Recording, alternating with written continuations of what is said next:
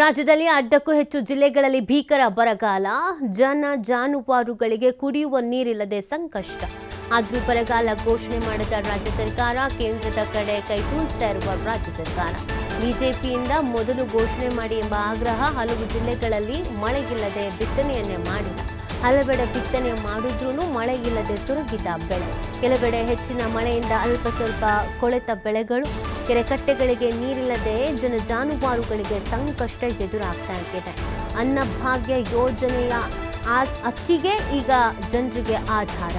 ಬರ ಘೋಷಿಸಿ ಪರಿಹಾರವನ್ನು ನೀಡುವುದಕ್ಕೆ ಸರ್ಕಾರದ ವಿಳಂಬ. ಸರ್ಕಾರಗಳ ನಡೆಯಿಂದ ಜನಸಾಮಾನ್ಯರು ತತ್ತರಿಸಿ ಹೋಗ್ಬಿಟ್ಟಿದ್ದಾರೆ. ನೋಡಿ, ಹಲವು ಜಿಲ್ಲೆಗಳಲ್ಲಿ ಮಳೆ ಇಲ್ಲದೇನೆ ಬಿತ್ತನೆ ಮಾಡಿಲ್ಲ. ಕೆಲವು ಕಡೆಯಲ್ಲಿ ಬಿತ್ತನೆ ಮಾಡಿದ್ರೂ ಮಳೆ ಇಲ್ಲದೇನೆ ಸುರಗ್ಬಿಟ್ಟಿದೆ ಬೆಳೆ. ಇನ್ನು ಕೆಲವು ಕಡೆಯಲ್ಲಿ ಹಾಳಾಗಿರೋದು, ಹೆಚ್ಚು ಮಳೆ ಆಗಿ ಕೊಳ್ತು ಹೋಗಿರೋದು, ಈ ಥರನೂ ಕೂಡ ಆಗಿದ್ದಿದೆ. ಸೊ ಹಾಗಾಗಿ ಕೆರೆಕಟ್ಟೆಗಳಿಗೆ ನೀರಿಲ್ಲದೆ ಜಾನುವಾರುಗಳಿಗೆ ತೀವ್ರ ರೀತಿಯಾದಂಥ ಸಂಕಷ್ಟ ಎದುರಾಗ್ತಾ ಇರೋದು. ಅನ್ನಭಾಗ್ಯ ಯೋಜನೆಯ ಅಕ್ಕಿಯನ್ನು ನಂಬಿಕೊಂಡಿರುವಂಥ ಪರಿಸ್ಥಿತಿ ಇದೀಗ ಬಂದೊದಗಿದೆ. ಬರವನ್ನು ಘೋಷಿಸಿ ಪರಿಹಾರವನ್ನು ನೀಡಿ ಅಂತ ಕೇಳ್ತಾ ಇದ್ರು ಸರ್ಕಾರದಿಂದ ವಿಳಂಬ ಮಾಡಲಾಗ್ತಾ ಇದೆ. ಸರ್ಕಾರಗಳ ನಡೆಯಿಂದ ಜನಸಾಮಾನ್ಯರು ತತ್ತರಿಸಿ ಹೋಗಿರೋದು ಇದೀಗ. ರಾಜ್ಯದಲ್ಲಿ ಅರ್ಧಕ್ಕೂ ಹೆಚ್ಚು ಜಿಲ್ಲೆಗಳಲ್ಲಿ ಇದೇ ಥರದೊಂದು ಪರಿಸ್ಥಿತಿ ನಿರ್ಮಾಣ ಆಗಿದೆ.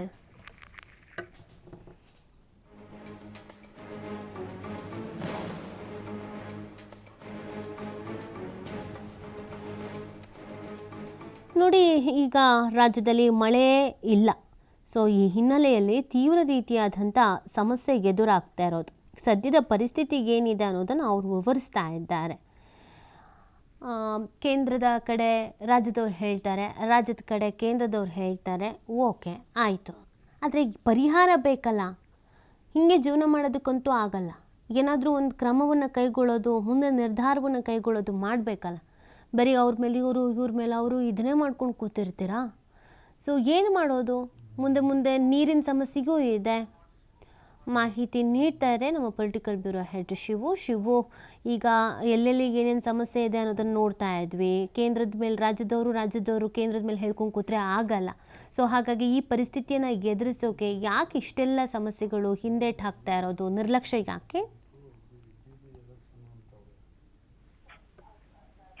ಖಂಡಿತ ನೀತಿ, ರಾಜ್ಯದಲ್ಲಿ ಭೀಕರವಾದಂತ ಬರಗಾಲದ ಪರಿಸ್ಥಿತಿ ಇದೆ. ಸುಮಾರು 175 ತಾಲೂಕುಗಳಲ್ಲಿ ಸರಿಯಾಗಿ ಮಳೆಯಾಗಿಲ್ಲ ಈ ಬಾರಿ. ರೈತರು ಬಿತ್ತನೆಯನ್ನ ಮಾಡಿಲ್ಲ. ಜಾನುವಾರುಗಳಿಗೆ ಇವತ್ತು ಕುಡಿಯುವ ನೀರಿನ ಸಮಸ್ಯೆ ಕೂಡ ಬಹುತೇಕ ಕಡೆಗಳಲ್ಲಿ ಶುರುವಾಗಿದೆ. ಕರಾವಳಿ ಮಲೆನಾಡು ಭಾಗದಲ್ಲಿ ಮಳೆಯಿಂದ ಬಿತ್ತಿರುವಂತಹ ಬೀಜ ಕೂಡ ಈಗ ಹಾಳಾಗ್ತಾ ಇದೆ, ಬಿತ್ತನೆ ಕೂಡ ಹಾಳಾಗ್ತಾ ಇದೆ. ಸೊ ಹಾಗಾಗಿ ಸಂಪೂರ್ಣವಾಗಿ ಒಂದು ಕಡೆ ಮಳೆಯಿಂದ ಹಾನಿಯಾಗಿದ್ರೆ, ಇನ್ನೊಂದು ಕಡೆ ಸಂಪೂರ್ಣವಾಗಿ ಬರಗಾಲ ಇರೋದ್ರಿಂದ ಬಿತ್ತನೆಯನ್ನೇ ಮಾಡಿಲ್ಲ. ರೈತರು ಸಂಕಷ್ಟದಲ್ಲಿದ್ದಾರೆ. ಇಂತಹ ಒಂದು ಪರಿಸ್ಥಿತಿಯಲ್ಲೂ ಕೂಡ ಸರ್ಕಾರ ವಿಳಂಬ ಧೋರಣೆಯನ್ನ ಮಾಡ್ತಾ ಇದೆ. ಯಾಕೆಂದ್ರೆ ಬರವನ್ನ ಡಿಕ್ಲೇರ್ ಮಾಡ್ಬೇಕಾಗತ್ತೆ. ಇಷ್ಟು ತಾಲೂಕುಗಳಲ್ಲಿ ಇಂಥ ಪರಿಸ್ಥಿತಿ ಇದೆ, ಇಷ್ಟು ಬರಗಾಲದ ಪ್ರಮಾಣ ಇದೆ, ಇಷ್ಟು ಇಡೀ ರಾಜ್ಯದಲ್ಲಿ ಬಿತ್ತನೆ, ಇಷ್ಟು ಹೆಕ್ಟೇರ್ಗಳಲ್ಲಿ ಬಿತ್ತನೆಯನ್ನ ಮಾಡಲಾಗಿದೆ, ಇಷ್ಟು ಹೆಕ್ಟೇರ್ಗಳಲ್ಲಿ ಬಿತ್ತನೆ ಮಾಡಿರುವಂತದ್ದು ನಾಶ ಆಗಿದೆ, ಮಳೆ ಇಲ್ಲದೆ ಹಾನಿಯಾಗಿದೆ. ಈ ರೀತಿಯಾಗಿ ಸಂಪೂರ್ಣವಾದಂತ ಒಂದು ಮಾಹಿತಿಯನ್ನ ಸರ್ಕಾರ ಕೊಟ್ಟು ಅದನ್ನ ಸಂಪುಟ ಸಭೆಯಲ್ಲಿ ಚರ್ಚೆಯನ್ನ ಮಾಡಿ, ಇಷ್ಟು ತಾಲೂಕುಗಳಲ್ಲಿ ಭೀಕರವಾದಂತ ಬರಗಾಲದ ಪರಿಸ್ಥಿತಿ ಇದೆ, ಹಾಗಾಗಿ ಇದನ್ನ ನಾವು ಘೋಷಣೆಯನ್ನ ಮಾಡ್ತಾ ಇದ್ದೇವೆ ಅಂತೇಳಿ ಘೋಷಣೆ ಮಾಡ್ಬೇಕಾಗತ್ತೆ. ತದನಂತರ ಕೇಂದ್ರ ಸರ್ಕಾರಕ್ಕೆ ಇಷ್ಟು ತಾಲೂಕುಗಳಲ್ಲಿ, ಇಷ್ಟು ಜಿಲ್ಲೆಗಳಲ್ಲಿ ಬರ ಪರಿಸ್ಥಿತಿ ಇದೆ ಅಂತೇಳಿ ಕೇಂದ್ರಕ್ಕೆ ಒಂದು ಶಿಫಾರಸನ್ನ ಮಾಡ್ಬೇಕಾಗತ್ತೆ.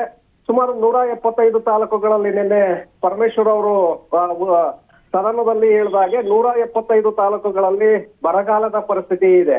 ಸೊ ಅದನ್ನ ಡಿಕ್ಲೇರ್ ಮಾಡ್ಬೇಕಾಗತ್ತೆ. ಯಾಕೆ ಇಲ್ಲಿವರೆಗೂ ಕೂಡ ಡಿಕ್ಲೇರ್ ಮಾಡ್ತಾ ಇಲ್ಲ, ವಿಳಂಬ ಮಾಡ್ತಾ ಇದ್ದಾರೆ ಅನ್ನುವಂತಹ ಪ್ರಶ್ನೆಗಳು ಕೂಡ ಶುರುವಾಗಿದೆ. ಮುಂದಿನ ಸಚಿವ ಸಂಪುಟ ಸಭೆಯಲ್ಲಿ ಇದರ ಬಗ್ಗೆ ಚರ್ಚೆಯನ್ನ ಮಾಡಿ ಕೇಂದ್ರಕ್ಕೆ ಶಿಫಾರಸನ್ನ ಮಾಡ್ತೇವೆ ಅಂತೇಳಿ ಹೇಳಿದ್ದಾರೆ.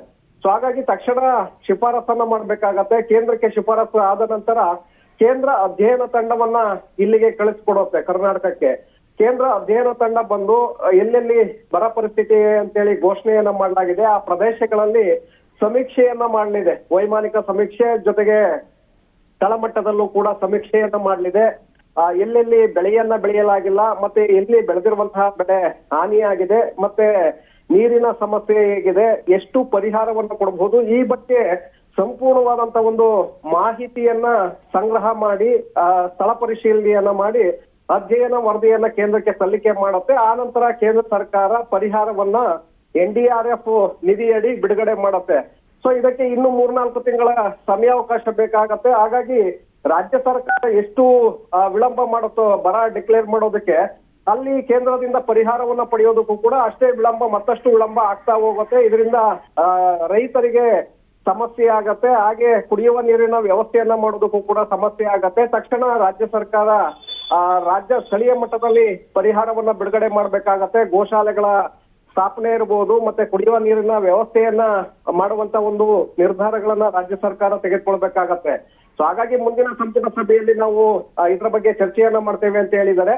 ಸೊ ಅಲ್ಲಿಯವರೆಗೂ ಕೂಡ ಕಾಯ್ಬೇಕಾಗತ್ತೆ. ತದನಂತರ ಎಷ್ಟು ತಾಲೂಕುಗಳ ಅಲ್ಲಿ ಬರ ಡಿಕ್ಲೇರ್ ಮಾಡ್ತಾರೆ ನೋಡ್ಬೇಕಾಗತ್ತೆ ನೀತಿ. ಓಕೆ, ಥ್ಯಾಂಕ್ ಯು ಶಿವು ತಮ್ಮ ಡೀಟೇಲ್ಸ್ಗಾಗಿ.